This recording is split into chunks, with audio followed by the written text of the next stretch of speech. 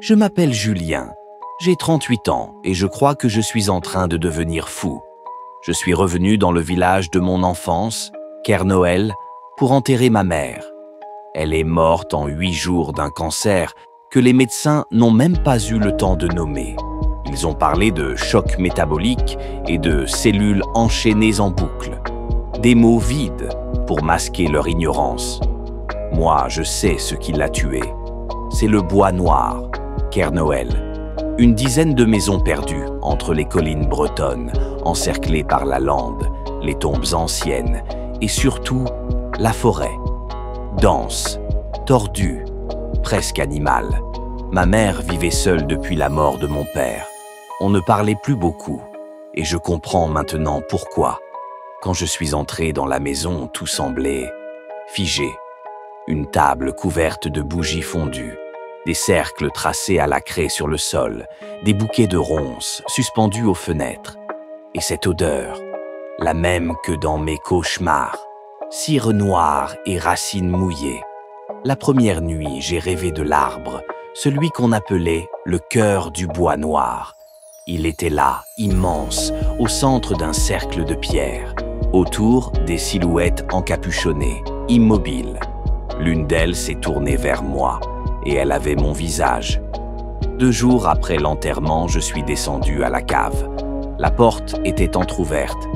Il y faisait glacial, et pourtant, j'ai transpiré en posant le pied sur la première marche. Au fond, j'ai trouvé un vieux carnet, enveloppé dans un tissu de lin noir, noué avec un fil de cheveux. Il appartenait à mon grand-père, Alain Mével. Il y parlait du chant souterrain, d'un rituel interdit et surtout de l'arbre. Il disait que cet arbre poussait depuis avant la mémoire, que sous ses racines était enterré un prieur renégat, un moine du XVe siècle, banni de l'église pour avoir fait revenir quelque chose. Sur la dernière page, il avait écrit « Quand la voix revient, n'écoute pas. Quand la main s'ouvre, ne tends pas la tienne. Quand le vent parle en arrière, ne réponds jamais. » Les jours suivants, tout s'est accéléré. La nuit, j'entendais des pas dans le grenier, des grattements, comme si quelqu'un rampait entre les murs. Je me suis levé une nuit. J'ai ouvert la porte, et sur le miroir du couloir, quelqu'un avait écrit « Julien, souviens-toi du pacte ». Je ne comprenais pas, jusqu'à ce que je retombe sur une photo. Une vieille photo d'enfance. Moi, mon cousin Théo, Elisa, la fille des voisins. On était devant le bois noir et on riait. Mais derrière nous, sur la photo, il y avait une 4e silhouette. Un homme en robe noire, sans visage, flou, comme s'il n'était pas vraiment là. J'ai décidé d'y retourner, au bois noir. Je suis entré seul, à l'aube. Tout semblait figé. Il n'y avait aucun bruit. Même mes pas étaient étouffés. Et puis, je l'ai vu. Le cercle de pierre. Au centre, l'arbre, immense, noir.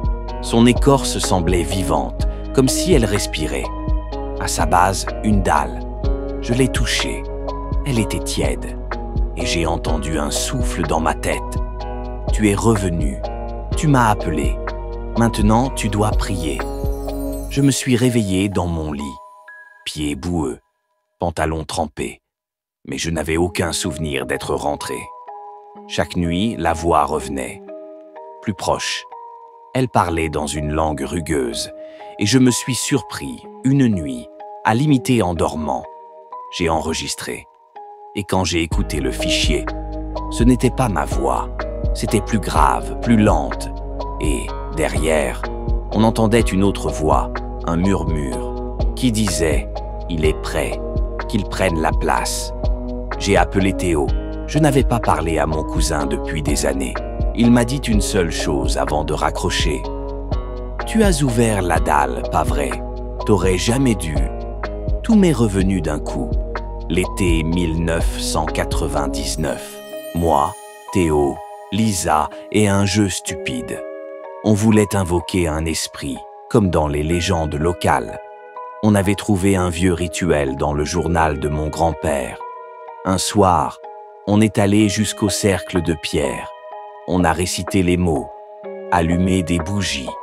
Quelque chose a répondu. Lisa a crié. Quelque chose l'a tirée en arrière. Elle est revenue, mais elle n'était plus elle-même. Et le lendemain, elle était partie. Disparue, disait la gendarmerie. Mais nous, on savait.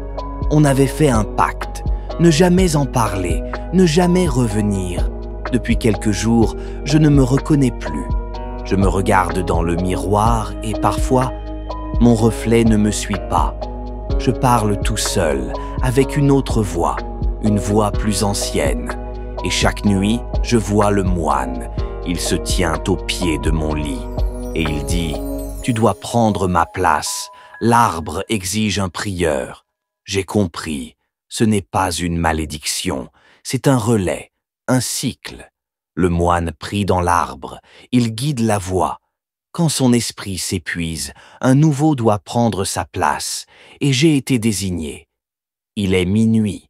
J'ai allumé des bougies, j'ai pris le carnet, j'ai mis une corde dans mon sac, je retourne dans le bois noir, je vais m'asseoir sous l'arbre et je vais lire la prière. Parce qu'il ne s'agit pas de moi, il s'agit de l'empêcher de sortir. Mais si vous lisez ce récit, si vous retrouvez ce fichier, ne m'appelez pas. Ce ne sera plus moi.